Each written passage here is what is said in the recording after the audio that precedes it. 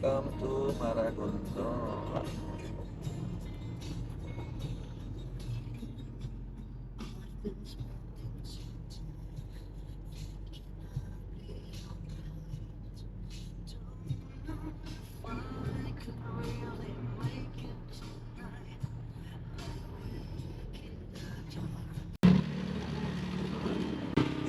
Tricycle Banos. Tricycle.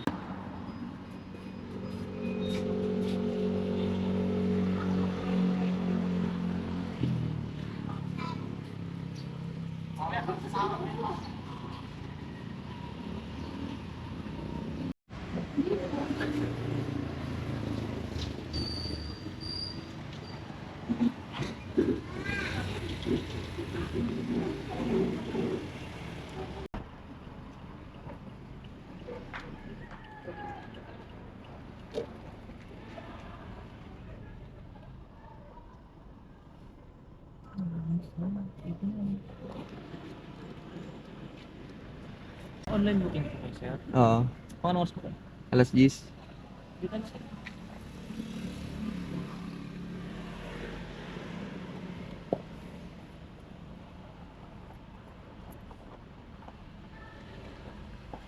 Diba? Ito pa nga yatang ano rito.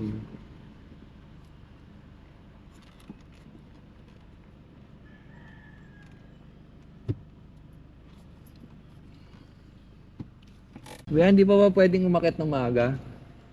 Bali, may naka-schedule po kasi, sir, eh. Ah, Bali kayo na lang po next na AORI pagka-register. okay, sige, sige. Thank you.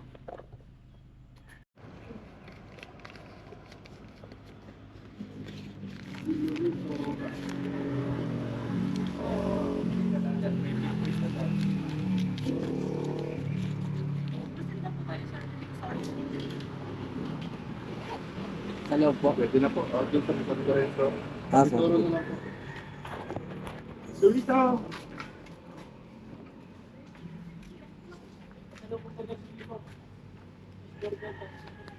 Emak!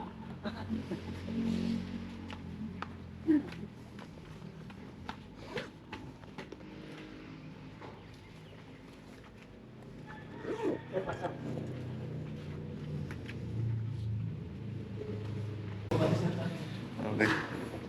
Ayan.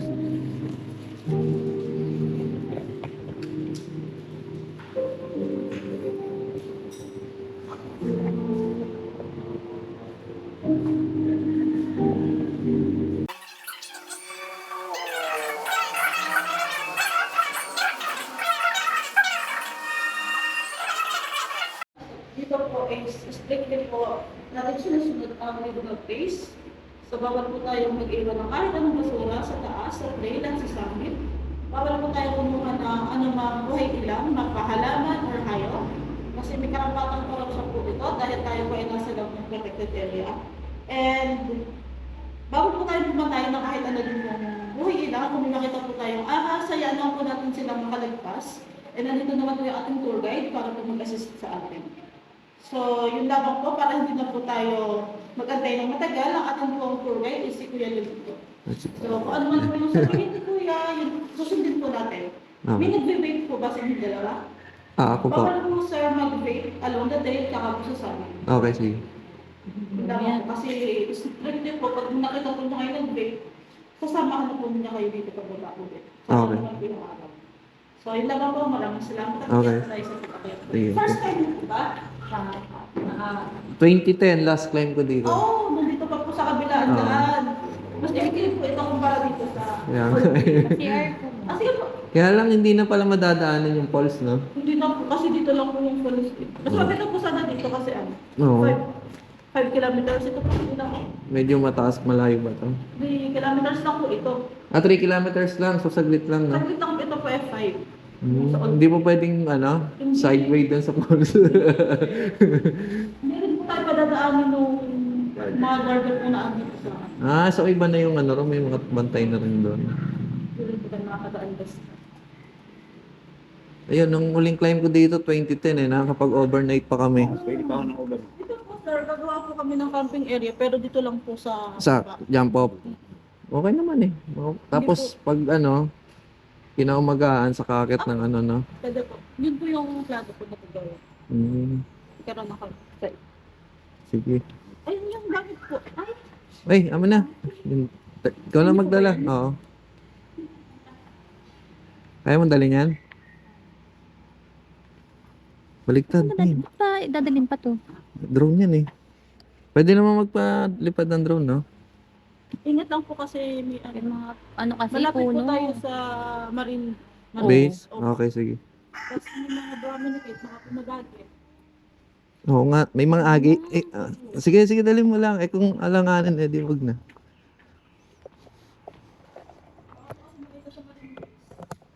Mabaril po nila. Ayun lang. Pero may nagpapalipad naman, no? Hirap po. Bira.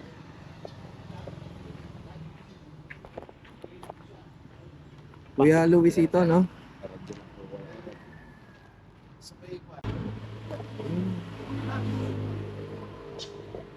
May na-picture ang ito. Maya na, pabaro. Pawis ka na mamaya tangit.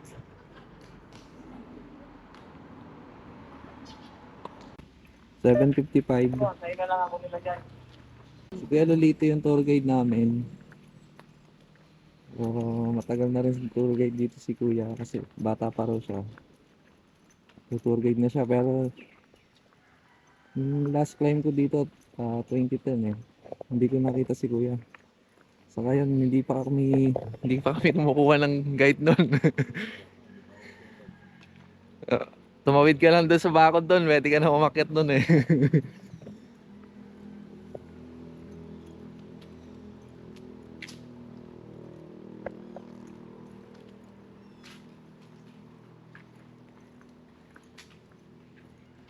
Naagad ako. Lamig. Lamig ako. Kuya, walang signal sa taas? Sa summit po, meron. At campsite. Bago sa Bionic, meron. Pero dito, bihira ako dito. So, simula dito jump up hanggang summit, ilang oras ang lakad? Depende yung sa lakad natin yan. Pagka kaya ko ng 2 oras. Ng oras ka lang pag mabilis. So, kung mabilis ang lakad, isa't kalahating oras, nasa summit na tayo. Hanggang 2 hours. So, itong trail bago to, no? Kasi dati ang trail nila sa kabila na madadaanan sana natin yung falls pero ngayon sa kabila po.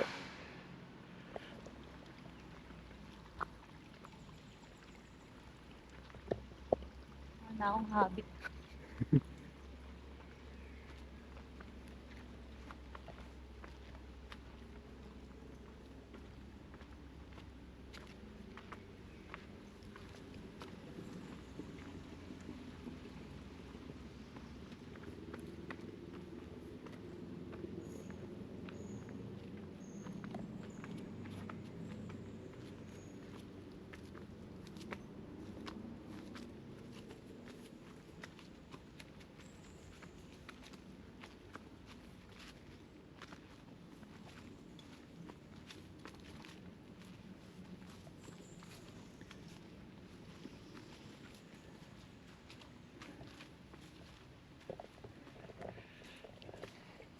Nakaka 5 minutes pa lang kami, hinihingal na ako. Lamig ka pala. Wala na. Makatanda na rin talaga. Hindi ngayon nalim kung titigilan ko yung kakabili.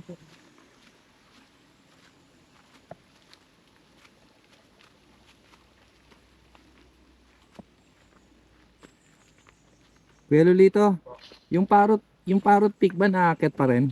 Hindi na po, bawal na po. Ang bawal na. Diba yung pong talagang akyat eh. Model eh. Nakit ko pa yun nun eh, nung last climb ko dito. Bawal. Bago po magkaroon ng ano po yung akyat pa rin. Ngayon, yung bukas, nagbawal na. So, nang baho daw bumukok. So, Yung Parrot Beak, hindi na siya pwedeng akyatin ngayon. Sinara na nila. Baka doon tayo sa isang summit na akyat.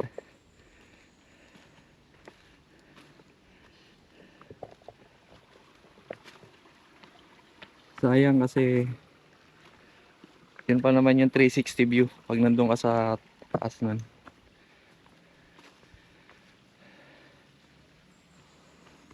May mga unggoy dito na kuya. Meron po. Ayun o, parang may naglalakad. Ano, nasa hanapin na sila sa ganda kalsada. Sa tabing kalsada, Di ba yung Kami nang binibigyan ng mga pagkain ng mga turista. ang pinuntahan? Ano sa may ano doon? May marine. dito po.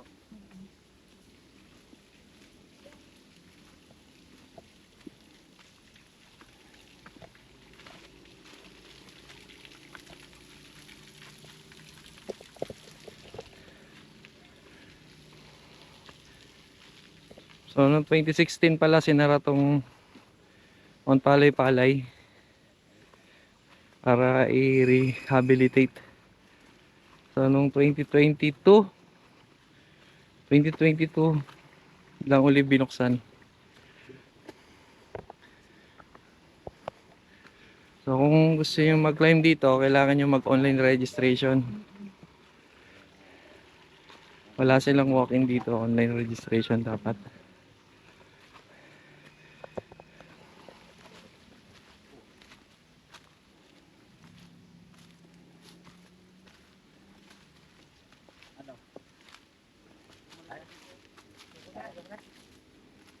Mahal pa buhay.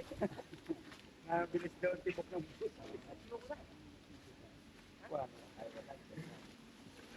Ayan, no?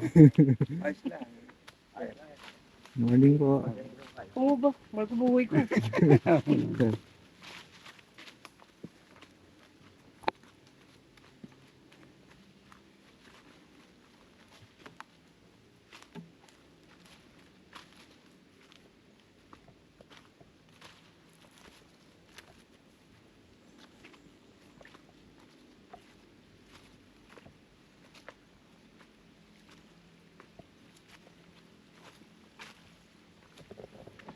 So Pico de Loro is a first name by Spanish seafarer. Pinangalangan niyang Parrot Beaks. Parrot Beak. Itong lugar na to.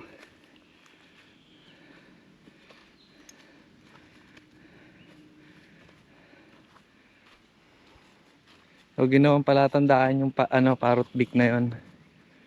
Kapag nasa dagat ka, nakita mo yon. So yun yung palatandaan na kakanan ka para mapadpad ka sa Manila Bay. Yung peak.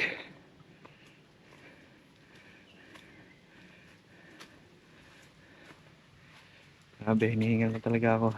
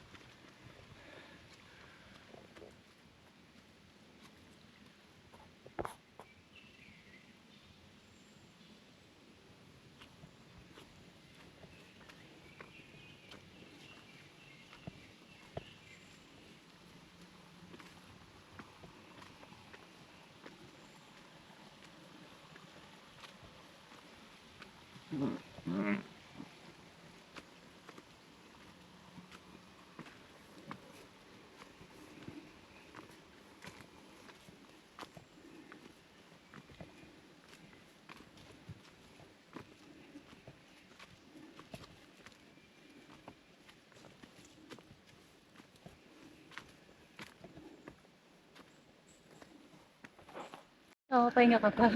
Hindi, diretso lang. So, ito yung... Dito tayo sa unang stopover. Yan. Ito yung unang stopover ng bagong trail.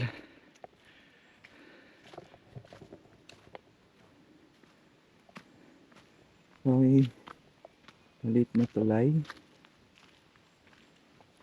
Walang tubig.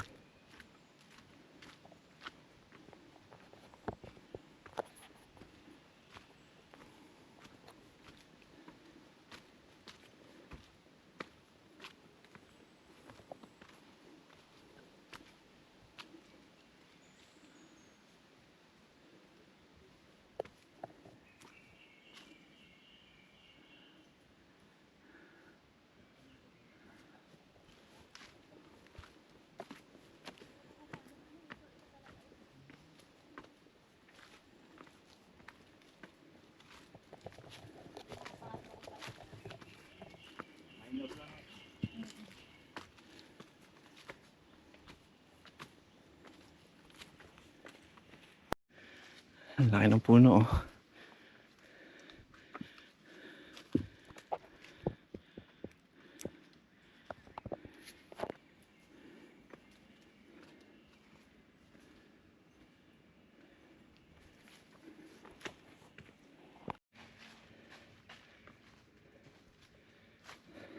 So, pwede yung pagkit basta wala na makakita. Okay.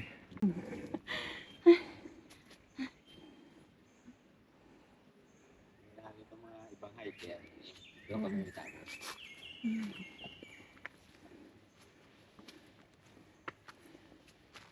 Laki ng puwet mo. Huh?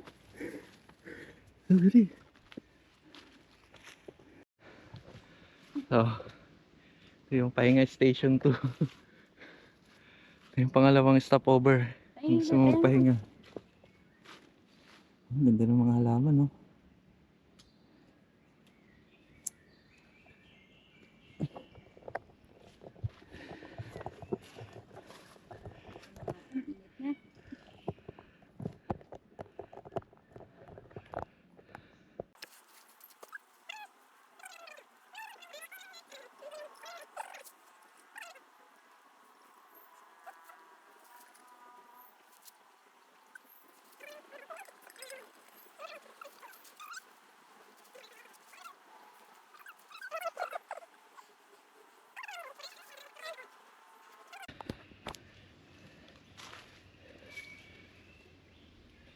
Puno na kamagong.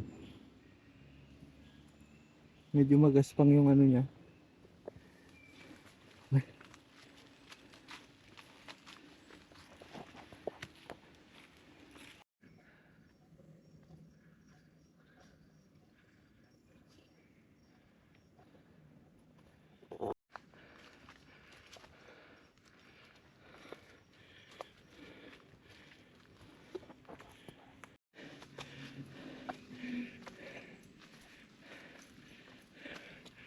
Grabe.